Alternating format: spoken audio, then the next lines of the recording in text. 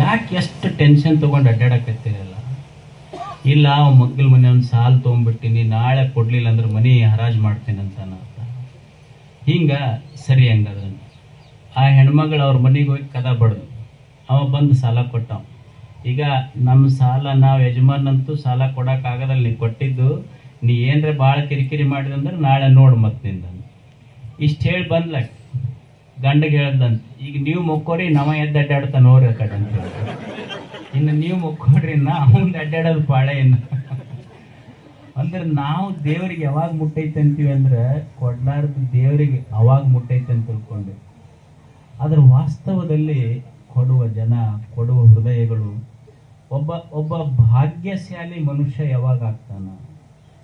ಭಾಗ್ಯಶಾಲಿ ಮನುಷ್ಯ ಯಾವಾಗಂದ್ರೆ dining table ಮೇಲೆ ಎಲ್ಲ ಅಡಿಗೆ ಇದ್ದವರು ಭಾಗ್ಯಶಾಲಿಗಳಲ್ಲ, ಅಡಿಗೆ ಜೊತೆ ಹೊಟ್ಟೆ ಹಸಿವಿರ್ಬೇಕು, ಅವ ಭಾಗ್ಯಶಾಲಿ ಆಗ್ತಾನೆ. ಮನ್ಯಾಗ 8 ಚಲೋ ಡೆನ್ವೆಲಪ್ ಬೆಡ್ರೂಮ್ ಇದ್ದವು ಭಾಗ್ಯಶಾಲಿ ಆಗೋದಿಲ್ಲ, ಹಾಸಿಗೆ ಜೊತೆ ನಿದ್ರೆ ಇದ್ದವು ಭಾಗ್ಯಶಾಲಿ ಆಗ್ತಾನೆ.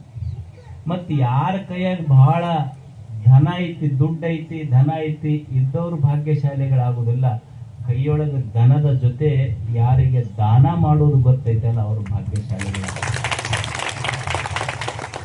ನಾನೊಂದು ಘಟನಾ ಓದ್ತಾ ಇದ್ದೆ. ಅಂದ್ರೆ ಎಂತಿಂಥವ್ರ ಮನಸ್ಸಿನಾಗ ದೇವರು ಕೊಟ್ಟಾನ, ಮಾಡ್ಬೇಕನ್ನೋ ಮನಸ್ಸು ಹೆಂಗಿರ್ತದೆ.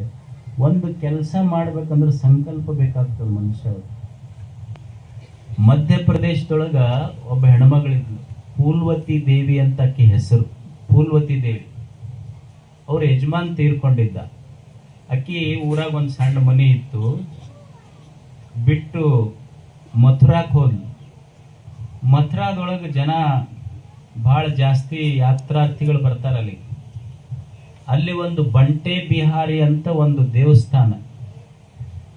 ಆಕಿ ಫೂಲ್ವತಿ ದೇವಿ ಏನ್ ಮಾಡ್ತಿದ್ಲು ಅಂದ್ರೆ ಬಂಟೆ ಬಿಹಾರಿ ದೇವಸ್ಥಾನದ ಮುಂದ ಪಾದರಕ್ಷೆ ಕಾಯುವ ಸೇವೆ ಮಾಡಕ್ ಶುರು ಮಾಡಿದ್ಲು. ಪಾದರಕ್ಷೆ ಕಾಯಕ್ ಬಂದವ್ರೇನು ದುಡ್ಡು ಕೊಡ್ತಾರಲ್ಲ, ದುಡ್ಡು ಸಂಗ್ರಹ ಮಾಡಿದ್ಲಕ್ಕೆ.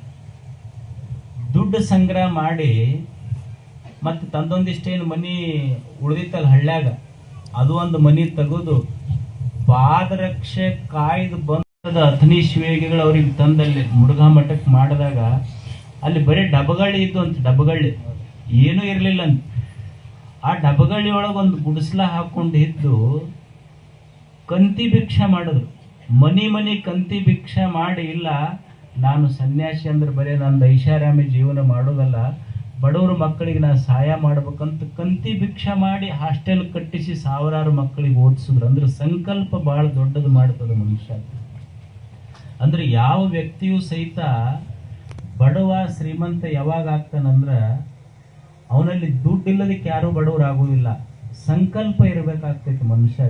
ನಾವು ಮಾಡಬೇಕು, ದುಡಿಬೇಕು, ಊರಿನ ಗೌರವ ಹೆಚ್ಚಿಸ್ಬೇಕನ್ನೋದು.